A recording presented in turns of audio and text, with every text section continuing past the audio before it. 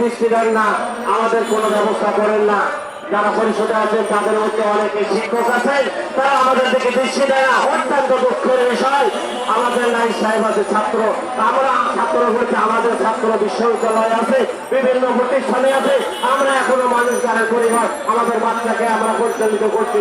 আমরা শিক্ষক, আমরা সমাজের উচ্চ শিক্ষিত লোক, আমরা জাতির ভবিষ্যৎ, আমাদের বাল বাচ্চা না খেয়ে মরে গেছে, আর আমরা এখানে অবস্থান কর্মসূচি পালন করছি, আমাদের দিকে কেউ দৃষ্টি দেয় না। প্রয়োজনে আমরা এখানে মরবো, তবু আমরা এই নিয়োগ দিয়ে থাকবো ইনশাল্লাহ। আপনারা সবাই প্রস্তুতি নেন।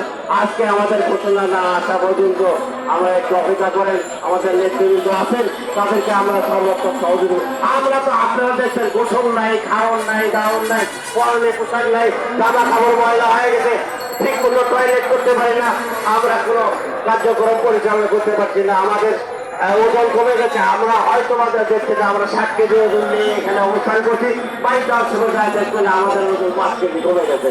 ঠিক কিনা বলেন? আপনারা কথা বলেন না কেন? কথা ঠিক কিনা বলেন?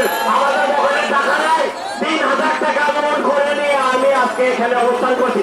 যদি আমার কথা মিথ্যা হয়, আল্লাহ তাআলা আমার জবান বন্ধ করে দেয়।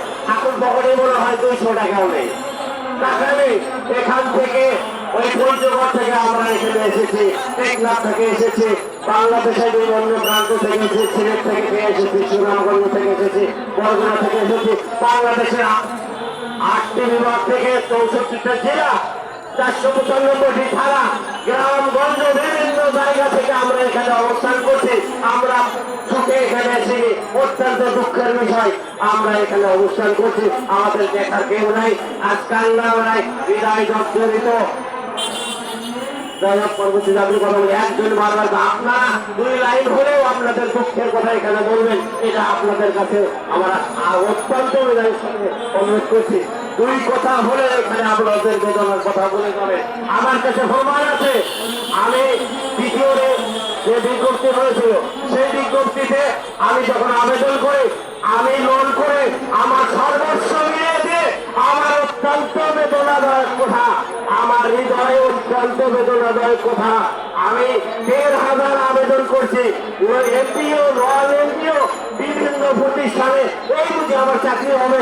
আমি সুনামগঞ্জ আবেদন করেছি, আমি সিলেটে আবেদন করেছি, ওখানেও চাকরি হলে আমি চাকরি করতাম। আমাদের চাকরি দরকার, একটা চাকরি দিয়ে দেন আমাদেরকে। কোথায় দেবেন, কিভাবে দেবেন আমরা জানি না, আমাদের চাকরি প্রয়োজন, আমাদের চাকরি দেন। এটা আমাদের সোজা কথা। আমাদের মেয়েটাও শেষ হয়নি, আমাদের সার্টিফিকেটও বসে যায়নি, ভুলে যায়নি, নষ্ট হয়ে যায়নি। আপনারা দেশ পরিচালনা করছেন, আপনাদের বয়স যদি 84-85 বছর বয়সে আপনারা যদি এই বাংলাদেশ পরিচালনা করতে পারেন, তাহলে আমরা কেন 30-35 বছর বয়সে আমরা কেন শিক্ষকতা করতে পারবো না? আমরা কি অন্ধ? আমরা কি বুঝতে পারবে? আমাদের